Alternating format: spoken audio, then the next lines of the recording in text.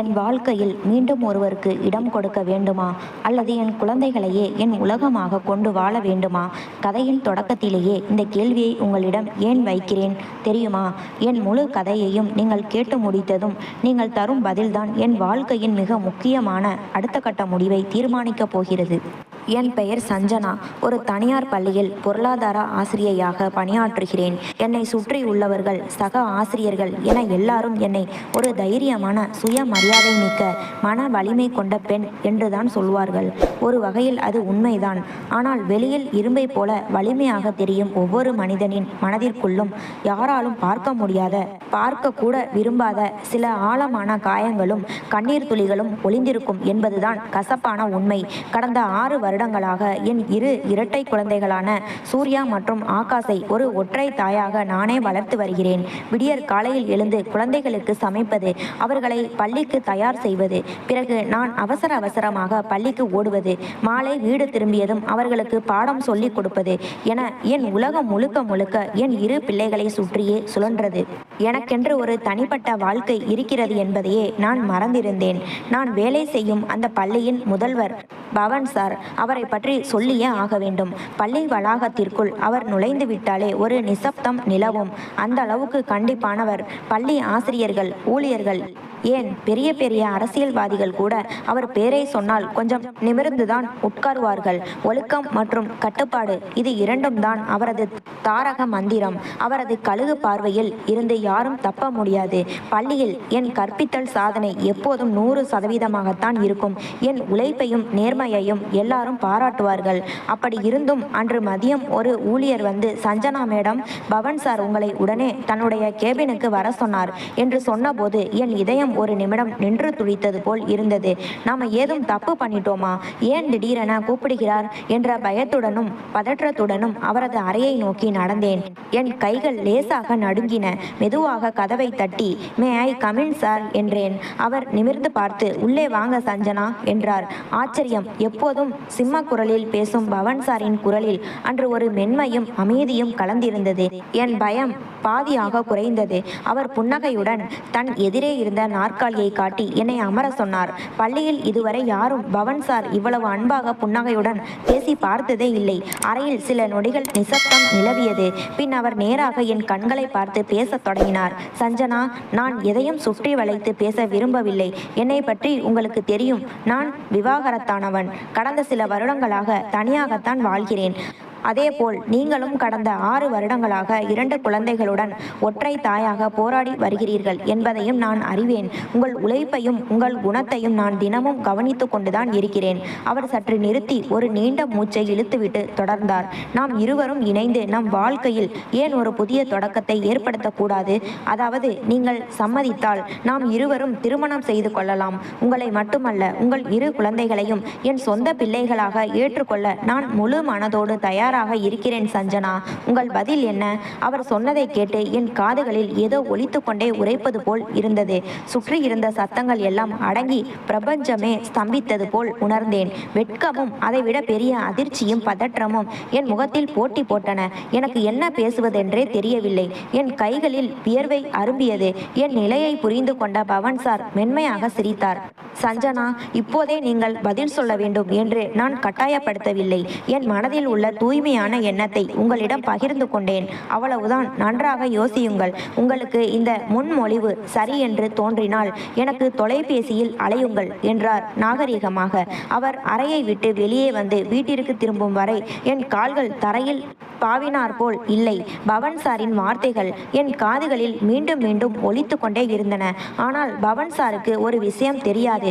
6 வருடங்களுக்கு முன்னால் என் முன்னாள் கணவன் கார்த்திக் என் இதயத்தை எவ்வளவு கொடூரமாக உடைத்தான் என்பது அவருக்கு தெரியாது. குழந்தை பெற்றுக்கொள்ளும் பாக்கியம் இல்லாத மலடி நீ என்று பழி சுமத்தி என்னை வீட்டை விட்டு விரட்டிவிட்டு தன் காதலி ரம்யாவை தூக்கி வந்து என் கட்டிலில் அமர வைத்தானே கார்த்திக், அந்த துரோகத்தின் வடுக்கள் இன்னும் என் மனதில் பச்சை ரத்தமாக ஓடிக்கொண்டிருக்கின்றன. இன்று கூட கார்த்திக் பல முறை என் வழியில் குறுக்கிட்டு, சஞ்சனா, என்னை மன்னித்துவிடு.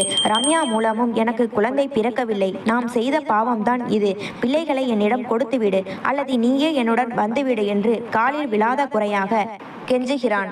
ஆனால் சுயமரியாதை மிக்க நான் அவனை ஒவ்வொரு முறையும் முகத்தில் அடித்தாற்போல் துப்பிவிட்டு வந்துவிட்டேன். என் பிள்ளைகளை வளர்க்க எனக்கு எந்த ஆணின் துணையும் தேவையில்லை என்று சபதம் எடுத்தவள் நான். ஆனால் இன்று பவன்சாரின் இந்த தூய்மையான கண்ணியமான கேள்வி என் இத்தனை கால உறுதியை, நான் கட்டி எழுப்பிய கோட்டையை அசைத்து பார்க்க தொடங்கியுள்ளது. ஒரு நல்ல ஆணின் துணை என் பிள்ளைகளின் எதிர்காலத்திற்கு தேவைதானோ என்ற எண்ணம் லேசாக எட்டி பார்க்கிறது. நான் பவன்சாரின் அன்பை ஏற்க வேண்டுமா, அல்லது எப்போதும் போல என் பிள்ளைகளை மட்டுமே என் உலகமாக கொண்டு வாழ வேண்டுமா? இந்த கேள்விக்கு நீங்கள் பதிலளிக்கும் முன் 10 வருடங்களுக்கு முன்னால் கார்த்திக்கும் நானும் எப்படி இணைந்தோம், அங்கே விதியின் சதி எப்படி தொடங்கியது என்பதை நீங்கள் விரிவாக தெரிந்து கொள்ள வேண்டும். என் கதை இன்று நேற்றல்ல, சரியாக 10 வருடங்களுக்கு முன்னால் நான் கல்லூரி இறுதி ஆண்டு படித்து கொண்டிருந்த போது தொடங்கியது. அப்போது நான் என் பெரியம்மா விந்தியாவுடன் ஒரு சிறிய நடுத்தர வர்க்க வாடகை வீட்டில் வசித்து வந்தேன். இந்த உலகத்தில் பெரியம்மாவை தவிர எனக்கு என்று சொல்லிக்கொள்ள யாரும் இல்லை. என் பெற்றோரை நான் சிறு வயதிலேயே இழந்துவிட்டேன். என் உலகம் மிகவும் சுருக்கமானது, அதே சமயம் சுறுசுறுப்பானது. காலையில் கல்லூரி, மாலையில் வீட்டுக்கு வந்ததும் அக்கம் பக்கத்து குழந்தைகளுக்கு டியூஷன் எடுப்பது, இரவு நேரத்தில் விடிய விடிய என் படிப்பு, இதுதான் என் அன்றாட வாழ்க்கை. பொருளாதாரத்தில் தங்க பதக்கத்துடன் தேர்ச்சி பெற்று ஒரு நல்ல வேலைக்கு செல்ல வேண்டும், பெரியம்மாவை மகாராணி போல பார்த்து கொள்ள வேண்டும் என்பதுதான் என் ஒற்றை கனவாக இருந்தது. ஆனால் விதி என் கனவுகளோடு விளையாட காத்திருந்தது. கடந்த சில மாதங்களாகவே பெரியம்மாவின் உடல்நிலை சீராக இல்லை. அடிக்கடி கடுமையான காய்ச்சல் வரும், படுக்கையில் விழுந்து விடுவார். ஒரு நாள் இரவு நான் படித்து கொண்டிருந்த போது பெரியம்மா கட்டிலில் இருந்து லேசாக முனகும் சத்தம் கேட்டது. நான் பதற்றத்துடன் ஓடி சென்று அவர் நெற்றியில் கை வைத்தேன். நெருப்பாய் கொதித்தது. மாத்திரையையும் தண்ணீரையும் கையில் கொடுத்து, பெரியம்மா, உடம்பை இப்படி கெடுத்துக்காதீங்கன்னு எத்தனை தடவை சொல்றது என்றேன் கவலையோடு. பெரியம்மா என் கையை பலமாக பற்றி கொண்டார். அவர் கண்களில் ஒரு ஏக்கம் தெரிந்தது. சஞ்சனா, நான் சொல்றதை கேளுமா, வசந்தாவோட பையன் கார்த்திகை நீ கல்யாணம் பண்ணிக்கோ, அப்போதான் நான் நிம்மதியா கண்ணை மூடுவேன் என்று வேண்டுகோள் விடுத்தார். வசந்தா தேவி என்பவர் பெரியம்மாவின் சிறுவயது தோழி. அவரது மகன் கார்த்திக் நகரின் மிகப்பெரிய தொழிலதிபர். மிக பெரிய பங்களா, சொகுசு கார்கள் என ஆடம்பரமான வாழ்க்கை வாழும் ஒரு குடும்பம். நான் உடனே கையை உதறிவிட்டு, பெரியம்மா, என்ன பேசுறீங்க நீங்க? அவங்க வானத்துக்கும் பூமிக்கும் எட்டாத பணக்காரங்க, நாம சாதாரண நடுத்தர வர்க்கம். நமக்கும் அவங்களுக்கும் என்ன பொருத்தம் இருக்கு? அந்த வீட்டில் போய் நான் எப்படி வாழ முடியும்? அது மட்டும் இல்லாம இப்போ எனக்கு படிப்பு தான் முக்கியம் என்று திட்டவட்டமாக மறுத்தேன். ஆனால் பெரியம்மா அழத் தொடங்கினார். சஞ்சனா, பணக்காரங்களா இருந்தா என்ன? வசந்தா ரொம்ப நல்லவ. உன்னை அவங்க வீட்டு மருமகளா இல்ல மகளா பார்த்துப்பா. என் ஆயுசுக்குள்ள உன்னை ஒரு நல்ல கையில ஒப்படைக்கணும். என்னை ஏமாத்திடாதம்மா என்று என் கையை தன் கையில் வைத்து சத்தியம் வாங்காத குறையாக கெஞ்சினார். பெரியம்மாவின் கண்ணீருக்கு முன்னால் என் பிடிவாதம் தவிடுபொடியானது. வேறு வழியின்றி ஒரு முக்கிய நிபந்தனையுடன் நான் அந்த திருமணத்திற்கு சம்மதித்தேன். திருமணத்திற்கு பிறகும் நான் என் படிப்பை தொடர்வேன். எம்பில் முடித்துவிட்டு ஆசிரியர் பயிற்சி பெற்று வேலைக்கு செல்வேன். இதற்கு சம்மதித்தால் மட்டுமே இந்த திருமணம் நடக்கும் என்றேன். பெரியம்மா உடனே வசந்தா தேவியிடம் பேசினார். ஆச்சரியப்படும் விதமாக வசந்தா தேவியும் அவரது மகன் கார்த்திக்கும் என் நிபந்தனைக்கு எந்தவித ஆட்சேபனையும் தெரிவிக்காமல் முழு மனதோடு சம்மதித்தனர். சஞ்சனா என்ற நடுத்தர வர்க்கத்து பெண்ணின் விதி ஒரு மாபெரும் பணக்கார குடும்பத்துடன் சுட்டெரிக்கும் விதியாக இணைய போவதை நான் அப்போது அறியவில்லை. ஏனெனில் கார்த்திக்கின் மனதில் நான் இல்லை. அவனது இதயம் ஏற்கனவே ரம்யா என்ற பெண்ணுக்காக துடித்து கொண்டிருந்தது. கார்த்திக்கும் ரம்யாவும் பல வருடங்களாக ஒருவரை ஒருவர் உயிருக்கு உயிராக காதலித்து வந்தனர். ஆனால் கார்த்திக்கின் தந்தைக்கும் தாய் வசந்தா தேவிக்கும் ரம்யாவின் குடும்ப பின்னணியை பிடிக்கவில்லை. தன் தாயின் பிடிவாதத்திற்காகவும் அவரது உடல்நிலையை கருத்தில் கொண்டும் கார்த்திக் வேறு வழியின்றி தன் காதலை மனதிற்குள் புதைத்து கொண்டு என்னை மணக்க சம்மதித்தான். திருமணத்திற்கு 2 வாரங்களுக்கு முன்பு வரை கார்த்திக் ரகசியமாக ரம்யாவை சந்தித்து கொண்டுதான் இருந்தான். ரம்யா, என் அம்மாவோட சந்தோஷத்துக்காக மட்டும்தான் நான் இந்த சஞ்சனாவை கல்யாணம் பண்ணிக்கிறேன். என் மனசுல எப்போதும் நீ மட்டும்தான் இருப்பாய், என்னை நம்பு என்று அவளுக்கு வாக்குறுதி அளித்து கொண்டிருந்தான். ரம்யாவும் கார்த்திக்கை இழக்க விரும்பாமல் அவனது நிழலாக துக்கமும் ஏமாற்றமும் நிறைந்த முகத்தோடு அவனுடனேயே வலம் வந்தாள். இறுதியில் கார்த்திக் சஞ்சனா திருமணம் மிகவும் கோலாகலமாக ஆடம்பரமாக ஒரு பிரம்மாண்ட மண்டபத்தில் நடந்து முடிந்தது. மங்கள வாத்தியங்கள் முழங்க, வேத மந்திரங்கள் ஓத கார்த்திக்கின் கழுத்தில் தாலி கட்டினான். என் மனதில் ஏதோ ஒரு இனம் புரியாத பயம் இருந்த போதிலும் கார்த்திக்கின் முகத்தில் தெரிந்த அமைதி எனக்கு ஒரு நம்பிக்கையை தந்தது. திருமணம் முடிந்து நான் முதல் முதலாக கார்த்திக்கின் சிங் நிவாஸ் பங்களாவிற்குள் காலடி எடுத்து வைத்தேன். வாசலில் ஆரத்தி எடுத்து என்னை வரவேற்ற என் மாமியார் வசந்தா தேவி என் நெற்றியில் திலகமிட்டு, அம்மா சஞ்சனா, இனி இது உன் வீடு, உன்னை மருமகளா நினைக்க மாட்டேன், என் சொந்த மகளா பார்த்துப்பேன் என்று என் கைகளை பற்றி கொண்டார். அவர் காட்டிய அன்பு என் பயத்தை போக்கியது. அன்று இரவு கார்த்திக்கின் அறைக்குள் நான் பயத்துடனும் பதற்றத்துடனும் அமர்ந்திருந்தேன். அறை முழுவதும் ரோஜா மலர்களாலும் நறுமண விளக்குகளாலும் அலங்கரிக்கப்பட்டிருந்தது. சிறிது நேரத்தில் கார்த்திக் அறைக்குள் நுழைந்தான். அவன் தன் திருமண ஆடைகளை களைத்துவிட்டு சாதாரண உடைக்கு மாறினான். மெதுவாக என் அருகில் வந்து அமர்ந்தான். என் கைகள் பதற்றத்தில் வியர்ப்பதைக் கண்டு மென்மையாக புன்னகைத்தான். என் தலையில் இருந்த பூக்களை எடுக்க அவனாகவே உதவினான். என் கண்களை நேராக பார்த்து, சஞ்சனா, உனக்கு இந்த திருமணத்தில் முழு சம்மதம் தானே? நீ ஏதும் வருத்தப்படலையே என்று கேட்டான். நான் மெதுவாக தலையசைத்து, இல்லை, பெரியம்மாவின் ஆசைக்காகத்தான் சம்மதித்தேன். ஆனால் என் படிப்பு என்று இழுத்தேன். அவன் என் பேச்சை தடுத்து, உன் நிபந்தனையை பற்றி அம்மா என்னிடம் சொன்னார் சஞ்சனா. நீ தாராளமாக படிக்கலாம். உனக்கு தேவையான அனைத்து உதவிகளையும் நான் செய்கிறேன். உன்னை எந்த குறையும் இல்லாமல் கண்ணும் கருத்துமாக பார்த்து கொள்வது இனி என் பொறுப்பு என்று மிகவும் கண்ணியமாக ஒரு நல்ல கணவனைப் போல வாக்குறுதி அளித்தான். அவன் பேசிய விதம் என் மனதில் இருந்த அனைத்து சந்தேகங்களையும் தீர்த்தது. கார்த்திக் ஒரு மிக சிறந்த மனிதன். என் வாழ்க்கை இனி பாதுகாப்பான கைகளில் இருக்கிறது என்று நான் முழுமையாக நம்பினேன். ஒரு நல்ல மனைவியாக, மருமகளாக அந்த வீட்டில் என் கடமைகளை செய்ய தொடங்கினேன். ஆனால் ஆழ்கடலின் அமைதிக்கு பின்னால் ஒரு மிகப்பெரிய சுனாமி ஒளிந்திருக்கும் என்பதைப் போல கார்த்திக்கின் இந்த மென்மையான அன்பான முகமூடிக்கு பின்னால் ஒரு கொடூரமான துரோகமும் இரகசிய காதலும் மறைந்திருக்கிறது என்பதை நான் அப்போது சிறிதும் கணிக்கவில்லை. விதியின் சதிவலை என்னை சுற்றி மிக நேர்த்தியாக பின்னப்பட்டு கொண்டிருந்தது. திருமணமாகி 3 மாதங்கள் மிக வேகமாக ஓடி மறைந்தன. நான் நினைத்தது போலவே என் கல்லூரி இறுதி ஆண்டு தேர்வில் பல்கலைக்கழக அளவில் நல்ல மதிப்பெண்களுடன் தேர்ச்சி பெற்றேன். என் கனவின் அடுத்த கட்டமாக புகழ்பெற்ற ஒரு ஆசிரியர் பயிற்சி கல்லூரியிலும் சேர்ந்தேன். மதிய நேரம் வரை படிப்பு, மாலை வீடு திரும்பியதும் குடும்ப கடமைகள் என என் நாட்கள் நகர்ந்தன. ஆனால் இந்த 3 மாதங்களில் கார்த்திக்கிடம் ஒரு மிகப்பெரிய மாற்றம் தெரிய தொடங்கியது. ஆரம்பத்தில் என்னிடம் காட்டிய அந்த அக்கறையும் நெருக்கமும் மெல்ல குறைய ஆரம்பித்தன.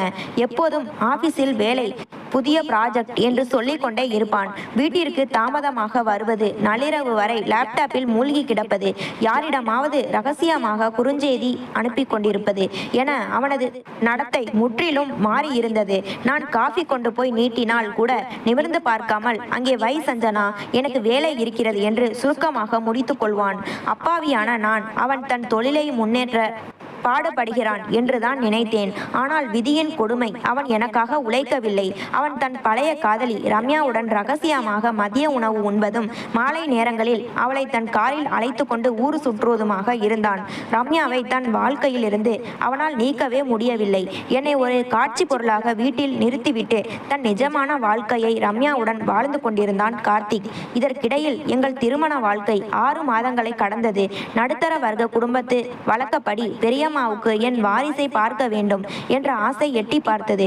போனில் பேசும்போதெல்லாம், சஞ்சனா, ஏதும் விசேஷம் இல்லையாமா என்று கேட்க தொடங்கினார். 6 மாதங்களாகியும் நான் கர்ப்பமடையாததால் பெரியம்மாவின் வற்புறுத்தலின் பேரில் மாமியார் வசந்தா தேவி எங்களை ஒரு புகழ்பெற்ற மகப்பேறு மருத்துவமனைக்கு அழைத்து சென்றார். அங்கு எனக்கு பல கட்ட பரிசோதனைகள் செய்யப்பட்டன. 2 நாட்களுக்கு பிறகு அறிக்கைகளை பார்ப்பதற்காக கார்த்திக்கும் நானும் மருத்துவரின் அறைக்குள் அமர்ந்திருந்தோம். என் இதயம் பயத்தில் அடித்து கொண்டது. மருத்துவர் அந்த அறிக்கைகளை தீவிரமாக பார்த்துவிட்டு ஒரு நீண்ட பெருமூச்சுடன் நிமிர்ந்து பார்த்தார். மிஸ்டர் கார்த்திக், இதை சொல்வதற்கு எனக்கு மிகவும் வருத்தமாக இருக்கிறது. உங்கள் மனைவி சஞ்சனாவின் கருக்குழாயில் கடுமையான பாதிப்பு உள்ளது. மருத்துவ அறிவியலின்படி சஞ்சனாவால் தன் வாழ்நாளில் ஒருபோதும் தாயாக முடியாது என்றார். அந்த வார்த்தைகள் என் காதுகளில் விழுந்த அடுத்த நிமிடம் என் தலைக்குள் இடி விழுந்தது போல் இருந்தது. சுற்றி இருந்த உலகம் சுழல்வது நின்று போனது. டாக்டர், என்ன சொல்கிறீர்கள்? எனக்கு எந்த குறைபாடும் இல்லையே என்று அலறியபடியே அங்கேயே விம்மி விம்மி அழ தொடங்கினேன். என் பெண்மையே பறிபோய் விட்டது போன்ற ஒரு பெருவலி என்னை உலுக்கியது. அப்போது கார்த்திக் பதற்றத்துடன் என் கைகளை பற்றி கொண்டு, சஞ்சனா, அழாதே, உன்னை சமாதானப்படுத்திக்கொள், நாம நமக்கு குழந்தை இல்லை என்றால் என்ன, நான் இருக்கிறேன் அல்லவா என்று எனக்கு ஆறுதல் கூறுவது போல் நடித்தான். ஆனால் அந்த போலி முகமூடிக்கு பின்னால் அவனது மனதிற்குள் ஒரு மாபெரும் கொண்டாட்டமே நடந்து கொண்டிருந்தது என்பதை நான் அறியவில்லை. ஆம், அவனுக்கு தேவைப்பட்டதும் இந்த அறிக்கைதான். இதை வைத்து என்னை வீட்டை விட்டு துரத்த அவன் ஏற்கனவே அந்த மருத்துவருக்கு பெருந்தொகை லஞ்சம் கொடுத்து ஒரு போலி அறிக்கையை தயார் செய்திருந்தான் என்ற கொடூரமான உண்மை எனக்கு அப்போது தெரியாது. வீட்டிற்கு வந்ததும் விஷயம் தெரிந்து மாமியார் வசந்தா தேவியும் அதிர்ச்சி அடைந்தார். இருந்தாலும் அவர் நல்லவர் என்பதால், சஞ்சனா கலங்காதே அம்மா, இந்த காலத்தில் இதற்கெல்லாம் எவ்வளவோ நவீன சிகிச்சைகள் வந்துவிட்டன, நாம் தொடர்ந்து சிகிச்சை பார்ப்போம் என்று எனக்கு தாயாக நின்று ஆதரவளித்தார்.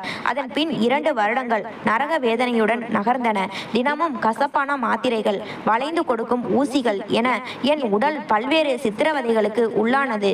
கார்த்திக் என்னோடு மருத்துவமனைக்கு வருவான். ஆனால் அவனது கடமை உணர்ச்சியில் ஒரு போலித்தனம் மட்டுமே மிஞ்சி இருந்தது. ஒரு நாள் என் தோழி வர்ஷாவின் புத்தகங்களை வாங்குவதற்காக நான் டவுன் பஜாருக்கு சென்றிருந்தேன். பஸ்ஸிற்காக காத்து நின்று கொண்டிருந்த போது சாலையின் சிக்னலில் ஒரு சொகுசு கார் வந்து நின்றது. தற்செயலாக அந்த காரை உற்று பார்த்த நான் அப்படியே அதிர்ச்சியில் உறைந்து போனேன். அந்த காரை ஓட்டி சென்றது என் கணவன் கார்த்திக். அவனது அருகில் அமர்ந்திருந்த பெண் வேறு யாரும் அல்ல, ரம்யா. கார்த்திக் அவளது கைகளை பற்றி கொண்டு மிகவும் நெருக்கமாக அவளது கன்னத்தை கிள்ளி சிரித்து பேசிக்கொண்டே சென்றான். நான் 2 வருடங்களாக கண்ணீரில் உருகி கொண்டிருக்கும் போது என் கணவன் மற்றொரு பெண்ணுடன் இன்பவளம் வருவதை கண்ட என் கண்கள் இரத்த கண்ணீர் வடித்தன. அவனது துரோகம் என் நெஞ்சில் ஈட்டியாக பாய்ந்தது. அன்று மாலை கார்த்திக் வீட்டிற்குள் நுழைந்த போது அவனுக்காக வரவேற்பறையிலேயே கோபத்துடன் காத்து நின்றார் மாமியார் வசந்தா தேவி. நான் ஒரு ஓரமாக கண்ணீருடன் நின்று கொண்டிருந்தேன். வசந்தா தேவி கார்த்திக்கை நோக்கி பாய்ந்தார். கார்த்திக், என்ன நினைத்து கொண்டிருக்கிறாய்? உனக்குள் இன்று சஞ்சனா உன்னை வெளியில் அந்த ரம்யாவுடன் பார்த்திருக்கிறாள். திருமணத்திற்கு பிறகும் உனக்கு அந்த பெண்ணுடன் என்ன தொடர்பு? சஞ்சனாவுக்கு நீ செய்யும் துரோகம் இது என்று சத்தமாக கண்டித்தார். அதுவரை அமைதியாக நல்லவனை போல நடித்த கார்த்திக்கின் போலி முகமூடி அன்றோடு கலன்று விழுந்தது. அவன் தன் தாயை நோக்கி ஆக்ரோஷமாக கத்தினான். ஆமாம் அம்மா, நான் ரம்யாவுடன் தான் சென்றேன். இதில் என்ன தவறு? சஞ்சனாவை திருமணம் செய்து 2 வருடங்கள் ஆகிவிட்டன. அவளால் இந்த வீட்டிற்கு ஒரு வாரிசை தர முடிந்ததா? ஒரு மலடியை சுமந்து கொண்டு என் வம்சத்தை நான் எப்படி அழிப்பது? எனக்கு என் சொந்த இரத்தத்தில் வாரிசு வேண்டும். அதற்காக நான் ரம்யாவை திருமணம் செய்து கொள்ளப் போகிறேன். என் வாரிசுக்காக நான் 2வது திருமணம் செய்வதில் என்ன தவறு என்று சிறிதும் குற்ற உணர்ச்சியின்றி கத்தினான். அவன் வாயால் மலடி என்ற வார்த்தையை கேட்டதும் என் இதயம் சுக்குநூறாக உடைந்தது. நான் அழுது கொண்டே அவன் முன்னால் ஓடி சென்று கைகளை கூப்பினேன். கார்த்திக், தயவு செய்து அப்படி சொல்லாதீர்கள். இன்னும் 3 மாத சிகிச்சை பாக்கி இருக்கிறது. மருத்துவர் இந்த முறை நிச்சயம் நல்ல பலன் கிடைக்கும் என்று சொல்லி இருக்கிறார். நான் குணமடைய வாய்ப்புள்ளது. கார்த்திக், என்னை அனாதையாக்கி விடாதீர்கள் என்று காலில் விழுந்து கெஞ்சி. ஆனால் கார்த்திக் என் கைகளை உதறி தள்ளினான். தன் கண்களில் நளினமே இல்லாமல் குரூரத்துடன் என்னை ஏறிட்டான்.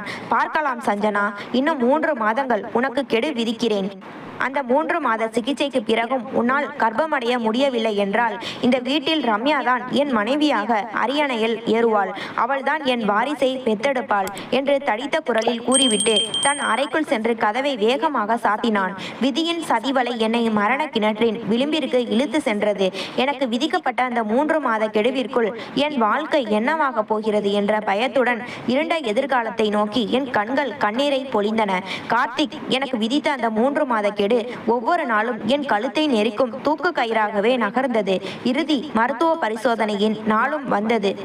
என் பிரார்த்தனைகளும் கண்ணீரும் அந்த போலி மருத்துவ உலகத்தை அசைக்கவில்லை. கார்த்திக் ஏற்கனவே தீட்டிய திட்டத்தின்படி அந்த இறுதி மருத்துவ அறிக்கையும் எனக்கு சாதகமாக வரவில்லை. சஞ்சனா குணமடைய வாய்ப்பே இல்லை என்று அதே மருத்துவர் மீண்டும் தீர்ப்பளித்தார். கார்த்திக்கின் பாறை போன்ற பிடிவாதத்திற்கும் சமூகத்தின் வாரிசு என்ற மாயைக்கும் முன்னால் பாவம் என் மாமியார் வசந்தா தேவியால் எதுவும் செய்ய முடியவில்லை. நியாயத்தின் பக்கம் நின்ற அந்த தாய் தன் மகனின் அராஜகத்திற்கு முன்னால் மண்டியிட்டு நின்றார். இறுதியில் நான் அஞ்சிய அந்த பயங்கரமான நாளும் வந்தது. அது கார்த்திக் மற்றும் ரம்யாவின் திருமண நாள். சிங் நிவாஸ் பங்களா முழுவதும் விளக்குகளாலும் தோரணங்களாலும் அலங்கரிக்கப்பட்டிருந்தது. வெளியில் கெட்டிமேள சத்தமும் மங்கள வாத்தியங்களும் இடி முழக்கமாய் என் காதுகளை கிழித்தன. நான் வீட்டிற்குள் இருக்கும் ஒரு சிறிய இருட்டு அறையில் தனியாக அமர்ந்து என் விதியை நினைத்து அழுது கொண்டிருந்தேன். சிறிது நேரத்தில் வாசலில் ஆரவாரம் கேட்டது. கார்த்திக் கார்த்திக் ரம்யாவின் கழுத்தில் தாலியை கட்டி அவளை தன் புது மணமகளாக வீட்டிற்குள் அழைத்து வந்து விட்டான். அந்த சத்தம் கேட்டு என் அறை கதவு மெதுவாக திறந்தது. உள்ளே வந்த மாமியார் வசந்தா தேவியின் கண்களில் இருந்து கண்ணீர் ஆறாக பெருகோடியது. அவர் ஓடி வந்து என் கைகளை பலமாக பற்றி கொண்டு என் மடியில் விழுந்து கதறினார். என்னை மன்னித்து விடு அம்மா சஞ்சனா. ஒரு தாயாக இருந்தும் என் மகனின் இந்த அநியாயத்தை தடுக்க முடியாமல் போய்விட்டது. அவனது பிடிவாதத்திற்கு முன்னால் இந்த வசந்தா தோற்றுவிட்டாள் அம்மா. உனக்கு என்னால் நீதி வாங்கி தர முடியவில்லையே என்று நெஞ்சு உருக அழுதார். அவரை மெதுவாக தேற்றிவிட்டு என் மனதில் ஒரு விசித்திரமான தைரியம் பிறப்பதை உணர்ந்தேன். அழுதது போதும் என்று என் கண்ணீரை துடைத்து கொண்டு மெதுவாக எழுந்தேன். நேராக கார்த்திக்கும் ரம்யாவும் அமர்ந்திருந்த அந்த அலங்கரிக்கப்பட்ட முதலிரவு அறைக்கு சென்றேன். அங்கே சுவர்களில் தொங்கிய ரோஜா சரங்களையும் மஞ்சத்தில் தூவப்பட்டிருந்த மலர்களையும் பார்த்தபோது என் பழைய நினைவுகள் என் நெஞ்சை சுட்டரித்தன. மனக்கோலத்தில் இருந்த ரம்யா என்னை அங்கே கண்டு ஒரு நிமிடம் நடுக்கத்துடன் எழுந்து நின்றாள். நான் அவளை ஏறிட்டு பார்த்து உதட்டில் ஒரு கசப்பான புன்னகையுடன் சொன்னேன், என் கணவனின் புது மணமகள் பார்க்க மிகவும் லட்சணமாக அழகாக இருக்கிறாள். ரம்யா, சரியாக 3 வருடங்களுக்கு முன்னால் நான் இந்த வீட்டிற்குள் வந்தபோதும் இந்த அறை இப்படித்தான் எனக்காக அலங்கரிக்கப்பட்டிருந்தது. இன்று உனக்காக மாறி இருக்கிறது. என் கணவனை நன்றாக பார்த்துக்கொள். அவனுக்கு தேவைப்படும் அந்த வாரிசை எப்படியாவது கொடுத்து விடு என்றேன். நான் பேசி முடிப்பதற்குள் அங்கே வந்த கார்த்திக் முகத்தில் கோபக்கனல் தெறிக்க என் முன்னே வந்து நின்றான். சஞ்சனா, உனக்கு எவ்வளவு தைரியம் இருந்தால் என் அறைக்குள் வந்து இப்படி பேசுவாய்? மரியாதையாக உன் அறைக்கு செல் என்று மிருகத்தனமாக கத்தினான். நான் பயந்து பின்வாங்கவில்லை. மாறாக கார்த்திக்கின் கைகளை நேராக ஊடுருவி பார்த்தேன். என் குரலில் இடி மின்னலாய் ஒரு கம்பீரம் பிறந்தது. கார்த்திக், குழந்தை பிறப்பது என்பது இறைவனின் கையில் இருக்கிறது. இன்று என்னை மலடி என்று பழி சுமத்தி வீட்டை விட்டு விரட்டிவிட்டு இவளை கல்யாணம் செய்திருக்கிறாயே. ஒருவேளை இந்த ரம்யா மூலமும் உனக்கு குழந்தை பிறக்கவில்லை என்றால் என்ன செய்வாய்? அவளையும் மலடி என்று சொல்லிவிட்டு 3வது திருமணம் செய்வாயா கார்த்திக்? ஒன்று மட்டும் நினைவில் வைத்துக்கொள். எந்த குற்றமும் செய்யாத என்னை சுயநலத்திற்காக நடுரோட்டில் கைவிட்டதற்காக நீ நிச்சயம் ஒரு நாள் இரத்த கண்ணீர் வடிப்பாய். இது ஒரு ஏமாற்றப்பட்ட மனைவியின் சபதம் என்று சிங்கப்பெண்ணாய் கர்ஜித்தேன். அன்றே அந்த நள்ளிரவிலேயே என் மாற்று ஆடைகளையும் சில கல்வி சான்றிதழ்களையும் மட்டும் ஒரு பையில் எடுத்துக்கொண்டு அந்த துரோக கூடாரத்தை விட்டு தலை நிமிர்ந்து வெளியேறினேன். ஆதரவின்றி தவித்த நான் நேராக என் பெரியம்மா வீட்டிற்கு சென்றேன். ஆனால் விதியின் அடுத்த அடி அங்கே காத்திருந்தது. நான் வந்த சில நாட்களிலேயே கவலையினாலும் வயோதிகத்தினாலும் என் ஒரே ஆதரவாக இருந்த பெரியம்மாவும் மாரடைப்பால் இறந்து போனார். இந்த உலகத்தில் நான் முற்றிலும் அனாதையாக தனித்து விடப்பட்டேன். ஆனாலும் நான் சோர்ந்து விடவில்லை. என் கல்வி என்னை எங்கும் கைவிடாது என்ற நம்பிக்கையில் ஒரு தனியார் மகளிர் கல்லூரியில் பொருளாதார விரிவுரையாளர் வேலைக்கு விண்ணப்பித்தேன். என் நல்ல மதிப்பெண்களை பார்த்து எனக்கு உடனே வேலையும் கிடைத்தது. பழைய நினைவுகளில் இருந்து மீள நான் கல்லூரியிலும் பாட புத்தகங்களிலும் என் கவனத்தை செலுத்தினேன். கார்த்திகை பிரிந்து வந்து 1 வாரம் ஆகியிருந்தது. ஒரு நாள் கல்லூரி வகுப்பறையில் பாடம் நடத்தி கொண்டிருந்த போது எனக்கு தலை சுற்றலும் கடுமையான மயக்கமும் ஏற்பட்டது. சக ஆசிரியர்கள் என்னை மீட்டு உடனே அருகில் இருந்த மருத்துவமனைக்கு அழைத்து சென்றனர். அங்கே பெண் மருத்துவர் எனக்கு சில பரிசோதனைகளை செய்துவிட்டு அறிக்கைக்காக காத்திருந்தார். நான் பயத்துடன் அமர்ந்திருந்தேன். சிறிது நேரத்தில் புன்னகையுடன் உள்ளே வந்த மருத்துவர் என் கைகளை பற்றி கொண்டு ஒரு மாபெரும் இன்ப அதிர்ச்சியை அளித்தார். வாழ்த்துக்கள் சஞ்சனா, நீங்கள் ஆரோக்கியமாக இருக்கிறீர்கள். விதியின் கொடையால் நீங்கள் தாயாக போகிறீர்கள், அதுவும் 2 குழந்தைகளுக்கு என்றார். அந்த வார்த்தையை கேட்டதும் என் காதுகளை என்னாலேயே நம்ப முடியவில்லை. டாக்டர், என்ன சொல்கிறீர்கள்? அது எப்படி சாத்தியம்? என் முன்னாள் கணவனின் வீட்டில் நான் மலடி என்றுதானே முத்திரை குத்தப்பட்டேன். என்னால் ஒருபோதும் தாயாக முடியாது என்று புகழ்பெற்ற மருத்துவர்கள் அறிக்கை கொடுத்தார்களே என்று கதறினேன். என் கதையை கேட்ட அந்த மருத்துவர் முகம் சுளித்து அந்த பழைய அறிக்கைகளை வாங்கி பார்த்தார். பின் ஆத்திரத்துடன் சொன்னார், சஞ்சனா, இந்த அறிக்கைகள் அனைத்தும் முற்றிலும் போலியானவை.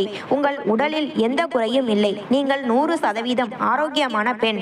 உங்கள் கணவன் உங்களை ஏமாற்றி வேறு ஒருத்தியை மணப்பதற்காக அந்த மருத்துவருக்கு பெருந்தொகை கொடுத்து இந்த மாதிரி ஒரு போலி அறிக்கையை தயார் செய்திருக்கிறான். இது ஒரு பச்சை துரோகம் என்றார். அப்போதுதான் கார்த்திக்கின் அந்த நயவஞ்சகமான போலி முகமூடி என் மனக்கண்ணில் முழுமையாக கிழிந்து தொங்கியது. ரம்யாவை திருமணம் செய்ய அவன் ஆடிய அந்த படு பாதக நாடகம் எனக்கு புரிந்தது. என் கைகள் கோபத்தால் நடுங்கின. ஆனால் என் வயிற்றில் வளரும் அந்த இரு பிஞ்சுகளுக்காக என் கண்ணீரை துடைத்து கொண்டேன். கார்த்திக், வாரிசுக்காகத்தானே என்னை அனாதையாக்கினாய்? இதோ உன் வாரிசுகள் என் வயிற்றில் வளர்கிறார்கள். ஆனால் அவர்களின் முகத்தை பார்க்கும் பாக்கியம் உனக்கு வாழ்நாளில் கிடைக்காமல் செய்வதே நான் உனக்கு தரும் தண்டனை என்று என் வயிற்றை தொட்டு வஞ்சினம் உரைத்தேன். அவமானத்தின் விளிம்பில் நின்ற சஞ்சனா விதியின் மாபெரும் அதிசயத்தால் அன்று ஒரு வீரத்தாயாக மறுபிறவி எடுத்தாள். துரோகத்தின் வடுக்களை நெஞ்சில் சுமந்து கொண்டு நான் கார்த்திக்கை மீண்டும் நாடவே இல்லை. யாரிடமும் கையேந்தி நிற்க எனக்கு விருப்பம் இல்லை. என் பழைய நினைவுகளும் என்னை ஏமாற்றிய மனிதர்களும் இல்லாத ஒரு புதிய வாழ்க்கையை தேடி ஜெய்ப்பூர் போன்ற ஒரு புதிய நகரத்திற்கு இடம்பெயர்ந்தேன். அங்கே என்னை யாரும் மலடி என்று பழி தூற்ற ஆள் இல்லை. என் உழைப்பால் ஒரு கல்லூரியில் விரிவுரையாளர் வேலை பெற்று என் வயிற்றுக்குள் வளர்ந்த அந்த இரு ஜீவன்களையும் கண்ணும் கருத்துமாக பாதுகாத்தேன். 9ஆம் மாத இறுதியில் விதியின் மாபெரும் கொடையாக எனக்கு 2 அழகான இரட்டை ஆண் குழந்தைகள் பிறந்தன. ஒருவனுக்கு சூர்யா என்றும் மற்றொருவனுக்கு ஆகாஷ் என்றும் பெயரிட்டேன். அவர்கள் இருவருக்காகவே என் வாழ்க்கையை முழுமையாக அர்ப்பணித்தேன். பகலில் கல்லூரி வேலை, மாலையில் என் பிள்ளைகளோடு விளையாட்டு, இரவில் அவர்களுக்கு நல்லொழுக்க கதைகளை கற்றுக் கொடுப்பது என என் நாட்கள் அர்த்தமுள்ளதாக மாறின. தந்தை இல்லாத குறையை அவர்கள் ஒரு நாளும் உணராதபடி தாயாகவும் தந்தையாகவும் நானே இருந்து அவர்களை வளர்த்தேன். காலச்சக்கரம் வேகமாக உருண்டோடியது. 5 வருடங்கள் ஓடி மறைந்தன. சூர்யாவும் ஆகாஷும் இப்போது 5 வயது சிறுவர்கள். அவர்களை பள்ளியில் சேர்ப்பதற்கான காலம் வந்தது. அது ஒரு திங்கட்கிழமை காலை பொழுது. சூர்யாவும் ஆகாஷும் பள்ளி சீருடையில் தேவதூதர்களைப் போல என் இரு கைகளையும் பற்றி கொண்டு நடந்து வந்தார்கள். சாலையை கடப்பதற்காக நான் லேசாக திரும்பி பிள்ளைகளிடம் பேசிக் கொண்டிருந்தேன். அப்போது எதிர்பாராத விதமாக வளைவில் இருந்து அதிவேகமாக வந்த ஒரு ஆடம்பர கார் என் மீது பலமாக மோதியது. நிலை தடுமாறி நான் சாலையில் விழுந்தேன். என் கையில் லேசான சிராய்ப்பு காயங்கள் ஏற்பட்டு ரத்தம் கசிந்தது. அம்மா அம்மா என்று அலறியபடியே சூர்யாவும் ஆகாஷும் என் மீது விழுந்து என் கைகளை பற்றி கொண்டு ஓவென்று அழத் தொடங்கினர். காரின் பிரேக் சத்தம் பலமாக கேட்டது. காரில் இருந்து அந்த நபர் பதற்றத்துடன் இறங்கி என் அருகே ஓடி வந்தான். ஐ எம் சோ சாரி, பார்த்து வரக்கூடாதா என்று அதிகார தோரணையில் பேசத் தொடங்கிய அந்த ஆண் குரல் என் அருகே வந்ததும் சட்டென்று நின்றது. அவன் என் முகத்தை பார்த்தான். நான் அவனது முகத்தை பார்த்தேன். விதியின் மாபெரும் விளையாட்டு. காரில் இருந்து இறங்கிய நபர் வேறு யாரும் அல்ல, என் முன்னாள் கணவன் கார்த்திக். 5 வருடங்களுக்கு பிறகு பரட்டை தலையோடும் சாதாரண உடையோடும் ஆனால் முகத்தில் ஒரு கம்பீரத்தோடும் நின்று கொண்டிருந்த என்னை கண்ட கார்த்திக் அதிர்ச்சியில் உறைந்து போனான். அவனது கண்கள் அகல விரிந்தன. நாக்கு தழுதழுத்தது. சஞ்சனா, நீயா? நீ எப்படி இங்கே என்று விக்கித்து நின்றான். அப்போது என் கால்களை கட்டி கொண்டு அழுது கொண்டிருந்த சூர்யாவும் ஆகாஷும், அம்மா உனக்கு ரொம்ப வலிக்குதாமா? இந்த அங்கிள் ஏன் கார்ல இடிச்சாரு என்று மழலை குரலில் கேட்டனர். அவர்கள் என்னை அம்மா என்று அழைப்பதை கேட்ட கார்த்திக்கின் தலைக்குள் 1000 இடி ஒரே நேரத்தில் விழுந்தது போல் இருந்தது. அவன் என் பிள்ளைகளையும் என் முகத்தையும் மாறி மாறி பார்த்தான். சஞ்சனா, இவர்கள் யார் உன்னை அம்மா என்று அழைக்கிறார்கள்? அப்படி என்றால் இவர்கள் நம் குழந்தைகளா என்று திகைப்புடனும் ஒருவித குற்ற உணர்ச்சியுடனும் கேட்டான். நான் என் பிள்ளைகளின் கண்ணீரை துடைத்து அவர்களை எனக்கு பின்னால் அணைத்து கொண்டு கார்த்திக்கின் கண்களை நேராக பார்த்து கம்பீரமாக சொன்னேன், இவர்கள் என் குழந்தைகள் கார்த்திக். எனக்கும் என் கடவுளுக்கும் மட்டுமே பிறந்த பிள்ளைகள். இவர்களுக்கும் உமக்கும் எந்தவிதமான சம்பந்தமும் இல்லை என்றேன் தீர்க்கமாக.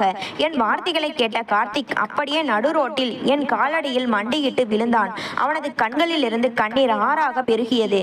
என் புடவையின் நுனியை பற்றி கொண்டு கதறினான், சஞ்சனா, என்னை மன்னித்து விடு. அன்று நான் செய்த மாபெரும் பாவத்தின் சம்பளத்தை இன்று அனுபவித்துக் கொண்டிருக்கிறேன். வாரிசு வேண்டும் என்று ஆசைப்பட்டு ரம்யாவை திருமணம் செய்தேனே, 5 வருடங்கள் ஆகிவிட்டன. சஞ்சனா, அவளால் எனக்கு ஒரு குழந்தையை கூட பெற்றுத்தர முடியவில்லை. மருத்துவர்கள் அவளுக்குத்தான் குறைபாடு என்று சொல்லிவிட்டார்கள். அன்று உன்னை மலடி என்று பழி சுமத்திய என் நாக்கு இன்று அழுகி போகிறது. சஞ்சனா, நான் செய்த அநீதிக்கு தண்டனையாக இறைவனே என் வாரிசை உன்னிடம் கொடுத்திருக்கிறார். தயவு செய்து பழையபடி என்னோடு வந்துவிடு சஞ்சனா. நம் பிள்ளைகளோடு நான் வாழ விரும்புகிறேன் என்று காலில் விழுந்து கெஞ்சினான். நான் அவனது கைகளை என் புடவையிலிருந்து அருவருப்போடு உதறி தள்ளினேன். உதட்டில் ஒரு ஏளன புன்னகையை ஏந்தினேன். கார்த்திக், நான் மலடி இல்லை என்பது அன்று மருத்துவமனையை விட்டு வெளியேறிய அடுத்த வாரமே எனக்கு தெரிந்து விட்டது. ரம்யாவுக்காக நீ ஆடிய அந்த போலி அறிக்கை நாடகமும் எனக்கு தெரியும். அன்று உன்னால் அனாதையாக துரத்தப்பட்ட போது என் வயிற்றில் இந்த இரட்டை ஜீவன்கள் வளர்ந்து கொண்டிருந்தார்கள். அன்று வாரிசுக்காக என் கழுத்தை நெரித்தாயே, இன்று வாரிசுக்காக என் காலடியில் விழுகிறாயா? உனக்கு சஞ்சனா வேண்டாம் கார்த்திக், உனக்கு என் பிள்ளைகள் மட்டும்தான் வேண்டும். அதற்கு நான் ஒருபோதும் அனுமதிக்க மாட்டேன். இப்போது உன் ரம்யாவுடனேயே போய் வாழ். சஞ்சனாவும் அவளது பிள்ளைகளும் உனக்கு இனி கனவிலும் கிடைக்க மாட்டார்கள் என்று சவுக்கால் அடித்தது போல் கூறினேன். என் இரு பிள்ளைகளான சூர்யா மற்றும் ஆகாஷின் கரங்களை உறுதியாக பற்றி கொண்டு விதியின் முகத்தில் அடித்தாற்போல் தலை நிமிர்ந்து கம்பீரமாக அங்கிருந்து நடந்து சென்றேன்.